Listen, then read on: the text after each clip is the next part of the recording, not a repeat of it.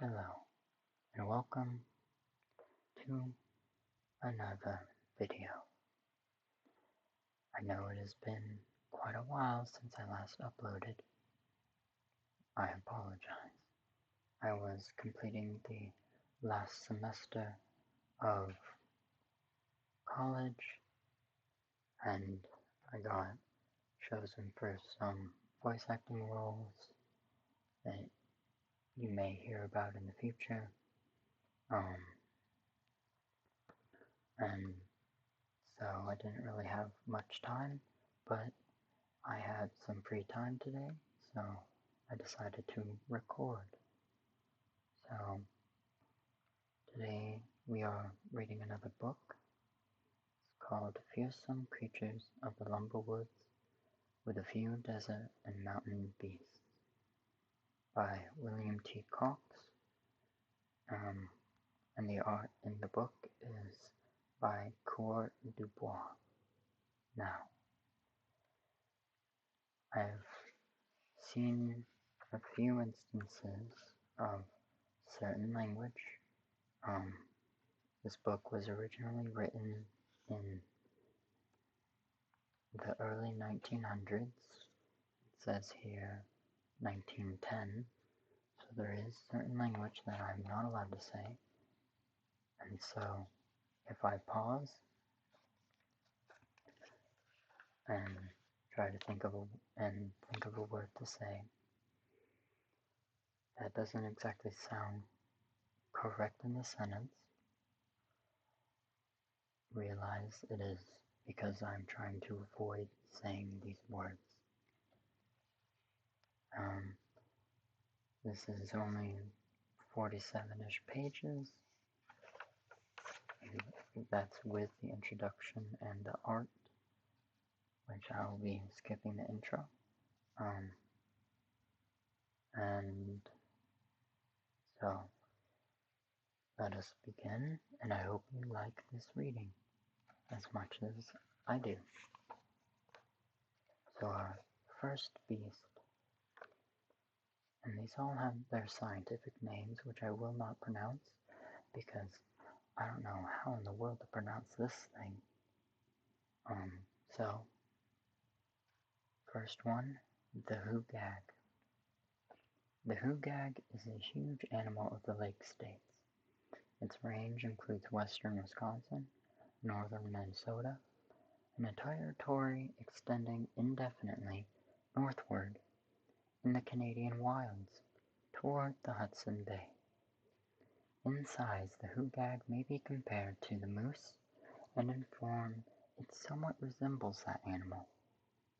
Very noticeably, however, are its jointless legs, which compel the animal to remain on its feet, and its long upper lip, which prevents it from grazing. If it tried that method of feeding, it would simply tramp its upper lip into the dirt. That sounds painful. Its head and neck are leathery and hairless. Its strangely corrugated ears flop downward. Its four-toed feet, long bushy tail, shaggy coat, and general makeup give the beast an unmistakably prehistoric appearance. The hoogag has a perfect mania for traveling, and few hunters who have taken up its trail ever came up with the beast or back to camp. It is reported to keep going all day, browsing on twigs, flopping its lip around trees, and stripping bark as occasion offers.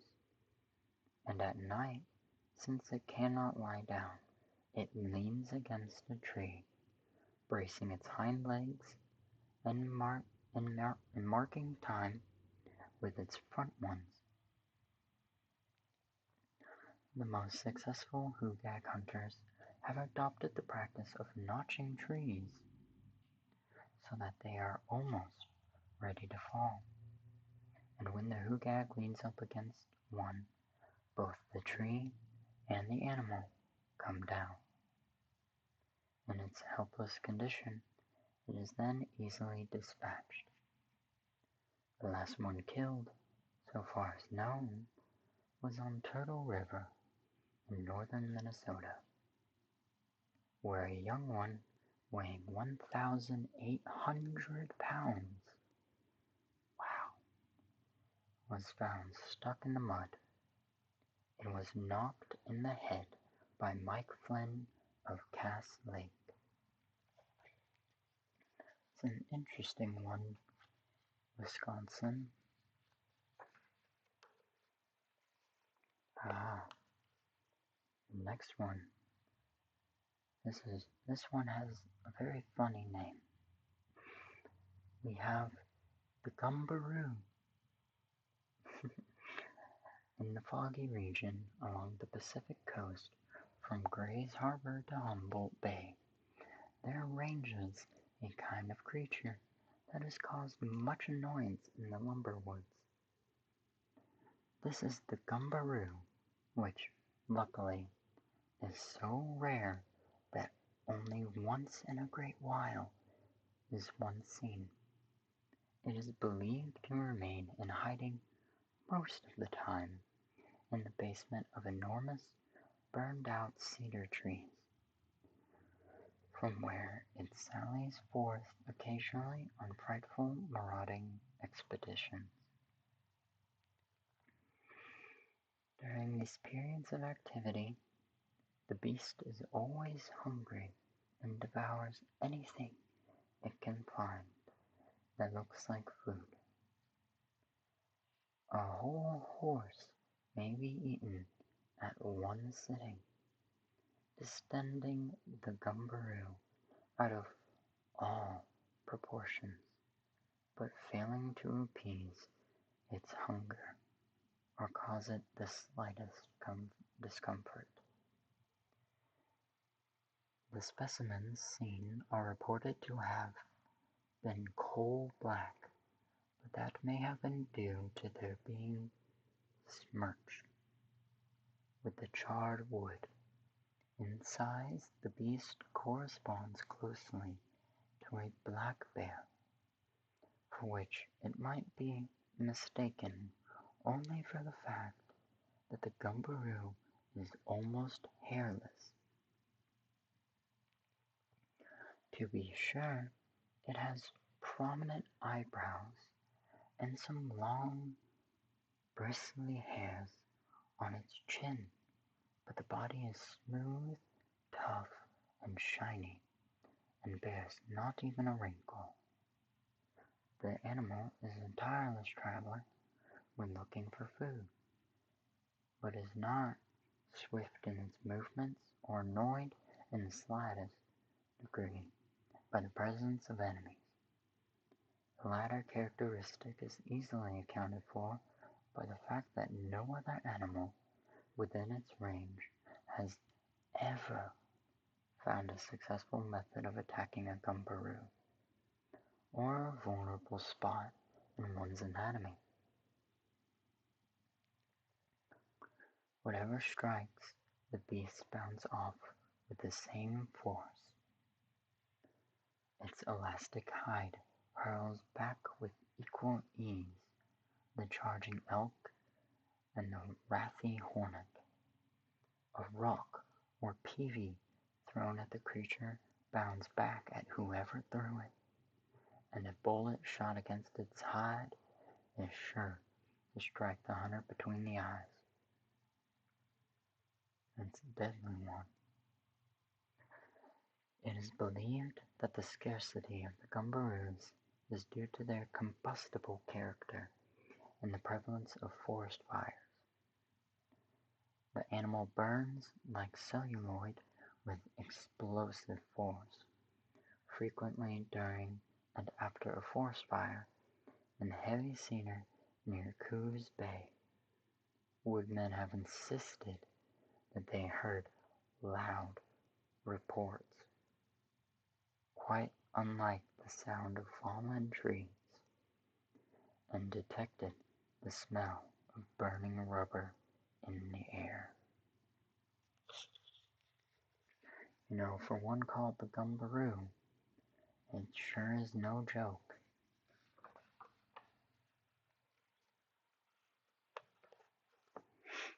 Ah, the Roperite. In the foothills of the Sierras, where the digger pine grows, dwells one of the most peculiarly specialized animals to be found anywhere on the American continent. No one knows its life history, even approximately, and many a discussion has been based upon the question as to whether the beast is born, hatched from eggs, or comes into existence spontaneously from some mountain cavern. Interesting. The Digger Indians say that Roperites are the spirits of early Spanish ranchers, and blood-curdling are the tales they tell of hapless creatures pursued by the beast, snared with its marvelous rope-like beak, and dragged to death through thorny chaparral. No man or animal can hope to outrun it. It steps upon roadrunners or kicks them out of the way, and no obstacle appears sufficient to stop its progress, or even slacken its speed, as it seemingly half flies and half bounds across the rugged country which it inhabits.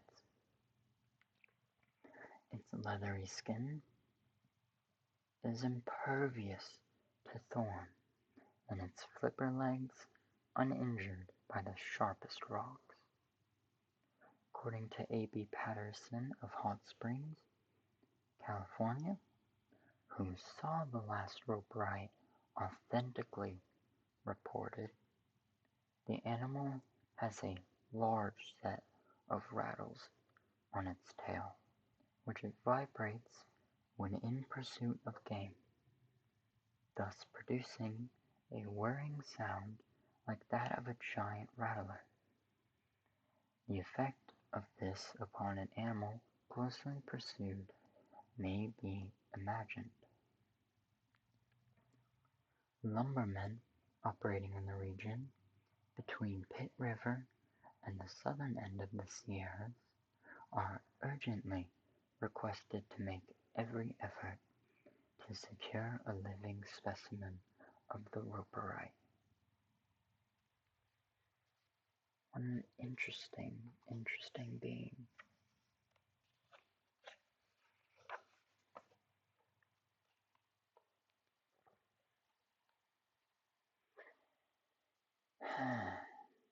The Snolligoster. In the cypress swamps of the South, and particularly in the region about Lake Okeechobee, Florida, woodmen tell of a strange and dangerous animal known as the Snolligoster. This creature is of enormous proportions and is credited with a voracious appetite. Worst of all, its appetite is not only appeased by the eating of human beings. In form, the Snolligoster resembles a huge crocodile, but it is covered with long glossy fur, and has no legs or fins, except one long spike on its back. A person naturally wonders how such an animal can manage to travel through the water and mud of the swamp region where it lives, but nature has provided it with a means for driving itself along. On the end of its tail are 3 bony plates, much resembling the propeller on a steamboat. These revolve at a terrific rate, driving the animal like a torpedo boat through the mud. They serve other purposes as well, for when a snolligoster catches an unfortunate pickaninny, or even a full-grown black man, upon which it delights to feed, it tosses the victim up and backward so as to impale him upon the spike fin. Jeez. Where several may be carried until sufficient for a meal have been collected. Scary. The snolligoster's tail is then driven into the mud and revolved until a hole is scooped out and the victims scraped off the spike and tossed in, whereupon the snolligoster beats them into a batter with its rapidly revolving propeller and inhales them.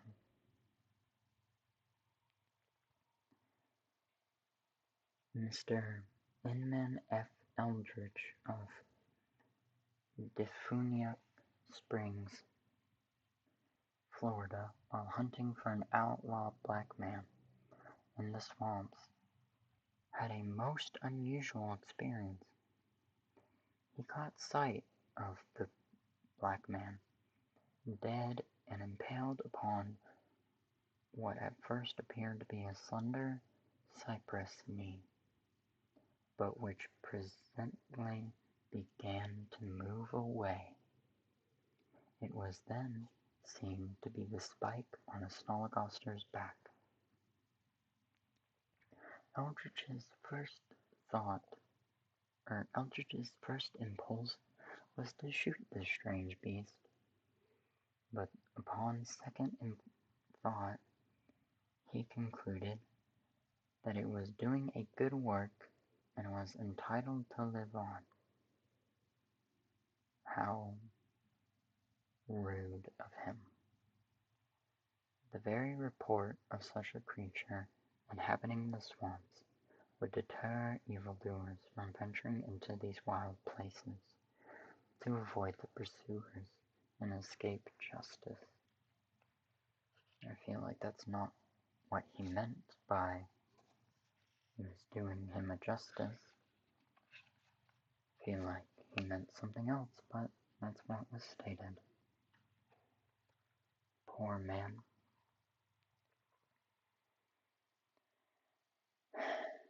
The leprechaun. This is an interesting one. The leprechaun. During the early days of Upper Canada, before it became the province of Ontario, they were brought into a logging camp on the Madawaska River. Several young leprechauns from the north of Ireland.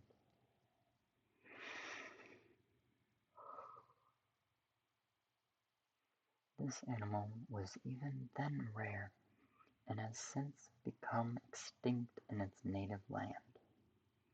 It is said that during the last famine, hungry Irishmen killed and ate the few remaining specimens of this weird beast. Don't know if I'm allowed to say that word in this context, so I'm going to go with weird. On its native bogs, the leprechaun was a harmless creature, celebrated for its playfulness and laughable antics. It would hop across the bogs, turn somersaults, and leap over hillocks with wondrous agility. A favorite trick was to bore into a pile of drying peat, and then, with a sudden spring, send the clods of peat high in the air, till the commotion looked like a young cyclone. These antics were all right enough in Ireland, but when the animal was brought to Canada, its disposition changed at once. The pets on the Madawaska escaped into nearby tamarack swamps, increasing and spreading until an occasional one was seen on the upper Ottawa and even over in northern Michigan. Don't know why that was hard to pronounce. It shouldn't be. Sneaking through the tamarack and cedar, or leaping across the muskegs after whatever appealed to it as food, the leprechaun became a creature to be feared and avoided. Teamsters toting supplies across swamp roads have been attacked by the animal, which would bound clear over the load, snapping its teeth at the driver and reaching for him with its villainous claws. Hasty flight to thick timber, leaving the team to its fate, was the only choice of the driver, who thanked his stars that in running through tangled tamarack, even the leprechaun is no match for a frightened man.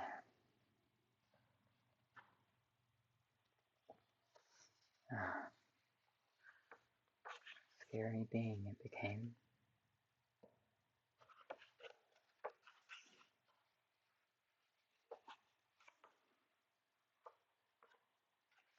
Alright, next we have the Funeral Mountain Terror Shot. What an interesting name.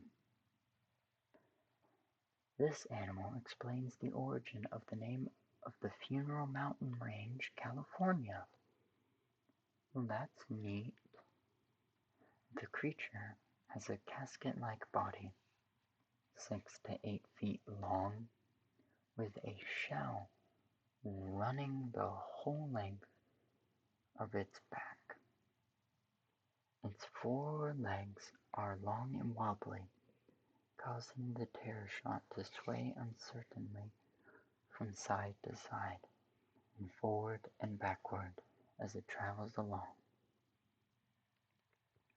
The strange beast was first reported by some Mormon immigrants, who observed a peculiar procession entering the desert from a certain mountain range, afterward named the Funeral Mountains.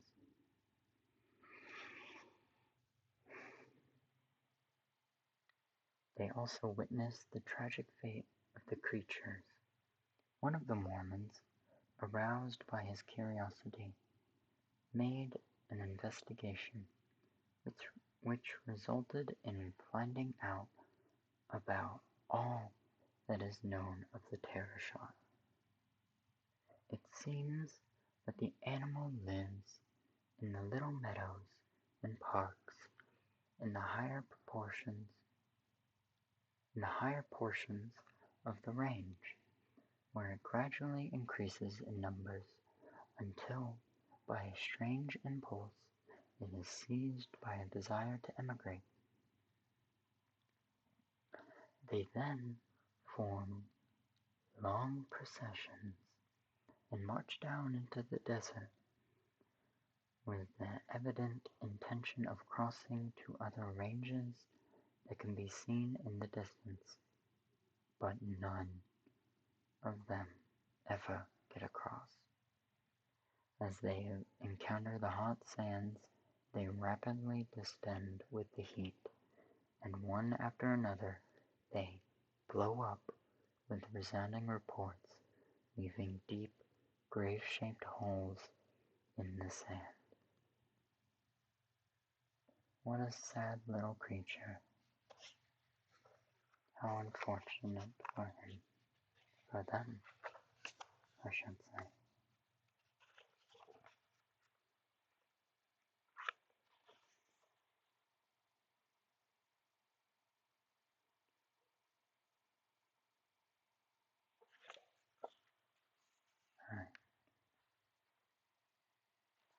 then we have the slide rock boulder.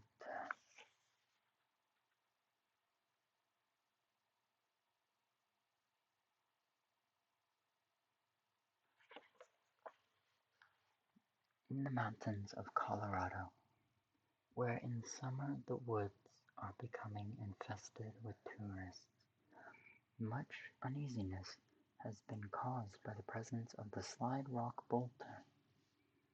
This frightful animal lives only in the steepest mountain country, where the slopes are greater than 45 degrees. It has an immense head with small eyes and a mouth somewhat on the order of a sculpin running back beyond its ears. The tail consists of a divided flipper with enormous grab hooks, which it fastens over the crest of the mountain or ridge, often remaining there, motionless for days at a time, watching the gulch for tourists or any other hapless creature that may enter it. At the right moment, after sighting a tourist, it will lift its tail, thus loosening its hold on the mountain, and with its small eyes riveted on the poor unfortunate and drooling thin skid grease from the corners of its mouth, which greatly accelerate its speed. The bolter comes down like a toboggan, scooping in its victim as it goes, its own impetus carrying it up the next slope, where it again slaps its tail over the ridge and waits.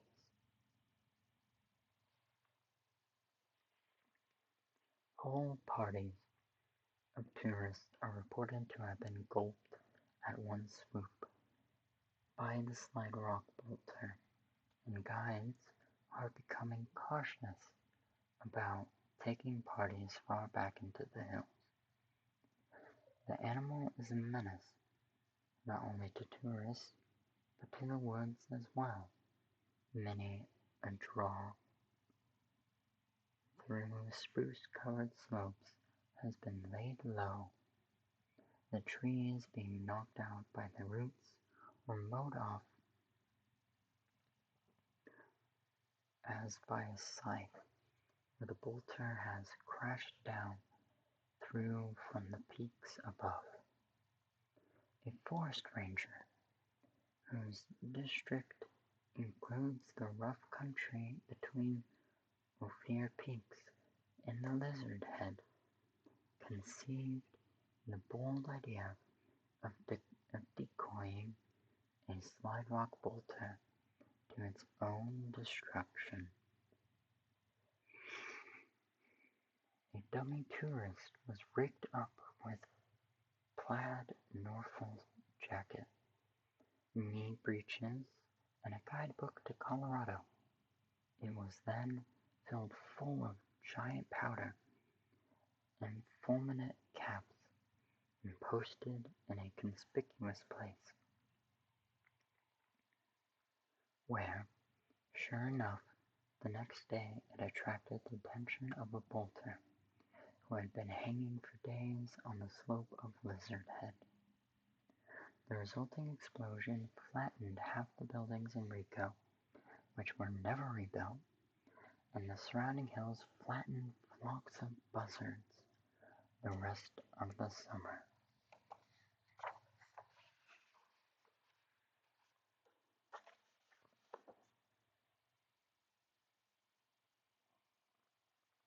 Next we have the Tote Road Shagma.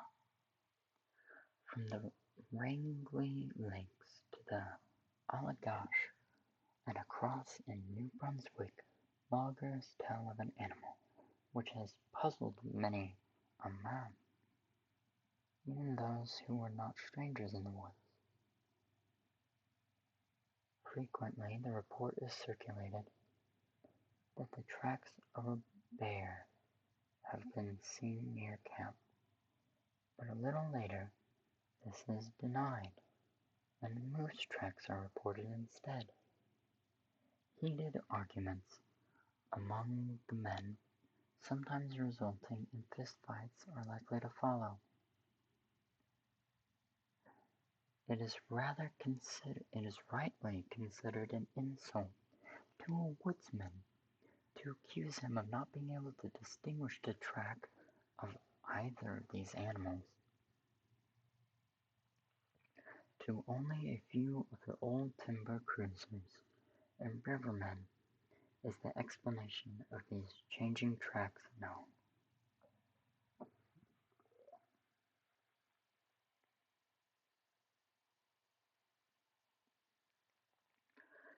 Gus Demo of Old Town, Maine,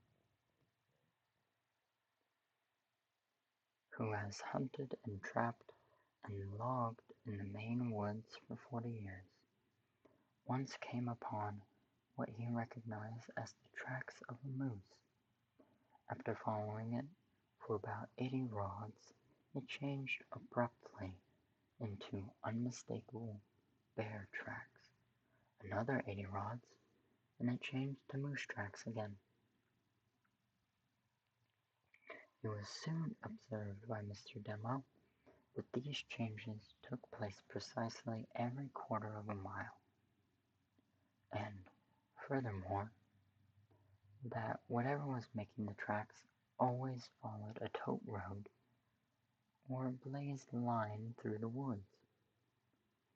Coming up within sight of the animal, Gus saw that it had front feet like a bear's and hind feet like those of a moose, and that it was pacing carefully, taking exactly a yard a step.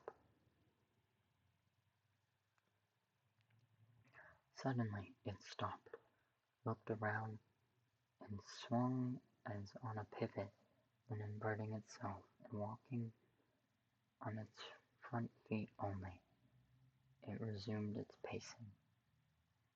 Mr. Demo was only an instant in recognizing by the witness trees that the place where the animal changed was a section corner.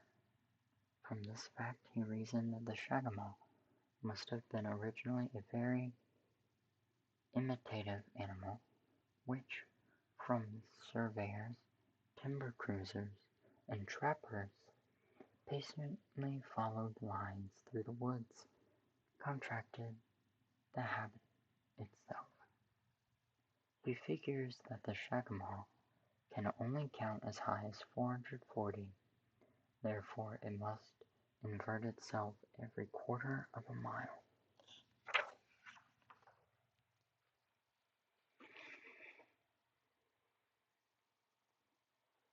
The Wapaloosie. In the damp forest of the Pacific coast and eastward, as far as the St. Joe River, in northern Idaho, ranges a quaint little beast known among loggers as the Wapaloosie. It is about the size of a sausage dog, but it is not even distantly related to the canine family. The Wapaloosie, according to lumberjacks, lives upon shelf fungus or conchs exclusively, and he is able to get them with ease, no matter if they are growing on the tip-top of a 100-foot dead tree. It is a pleasure for one of these animals to climb, for he has feet and toes like those of a woodpecker, and he humps himself along with a measuring worm. Even his tail is spiked at the tip, and aids him as he mounts the lofty firs in quest of food. one of the most peculiar features of the animal was discovered only recently. A lumberjack in one of the camps on the Tulips River, Washington, shot a Wapaloosie, and upon examining its velvety coat, decided that it would make an attractive and serviceable pair of mittens, which he proceeded to make. The hide was tanned thoroughly, and the mittens made with care, fur side out, and as the lumberjack went to work, he exhibited them with pride. Imagine his surprise upon taking hold of an axe to find that the mittens immediately worked their way up and off the handle. It was the same with whatever he took hold of, and, finding that he could not use the mittens, they were left in a skid row, and were last seen working their way over logs and litter across the slashing. Okay, this next one will be our last one for this video.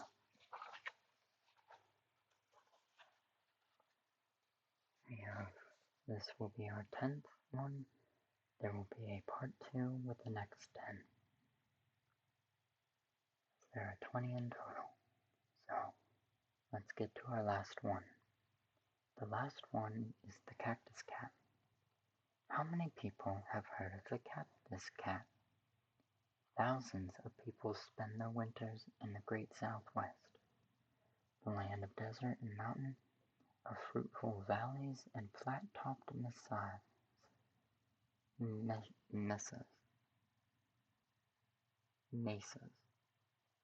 of Pueblos, Navajos, and Apaches, of sunshine and the ruins of ancient cliff dwellers. It is doubtful, however, if 1 in 100 of these people ever heard of a cactus cat, to say nothing of seeing one sporting about among the Cholla and Palo Verde. Only the old-timers know the beast and its weird habits.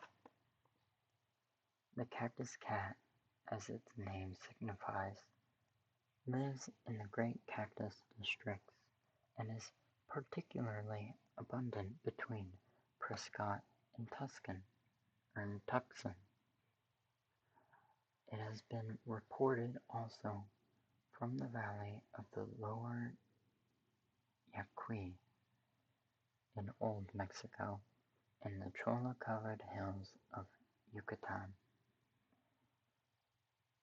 The cactus cat has thorny hair, the thorns being especially long and rigid on its ears. Its tail is branched, and upon the forearms, above its front feet, are sharp, knife-like blades of bone. With these blades, it slashes the base of giant cactus trees, causing the sap to exude. This is done systematically, many trees being slashed in the course of several nights as the cat makes a big circuit. By the time it is back to the place of beginning, the sap of the first cactus has fermented into a kind of mescal, sweet, and very intoxicating. This is greedily lapped up by the thirsty beast, which soon becomes fiddling drunk and goes waltzing off in the moonlight, rasping its bony forearms across each other and screaming with delight.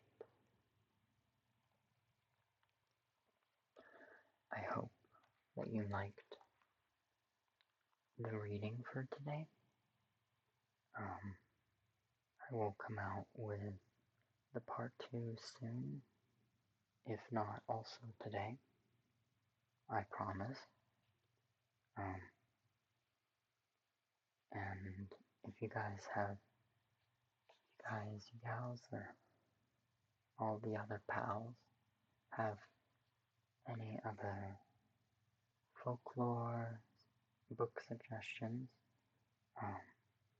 I usually tend to prefer the folklore of America, but I already have a few books of folklore from around the world, so if you'd like to listen to any other place, I will try my best to get some book or learn something about said place.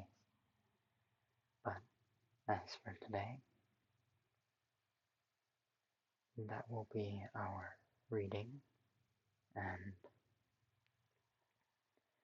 I would be glad if you gave an interaction, whether it be commenting, liking, or subscribing. You do not have to. You can watch these for free anyway. But with that one, that is all for me for now, and I hope you all have a wonderful day, night, or sleep. See you next time.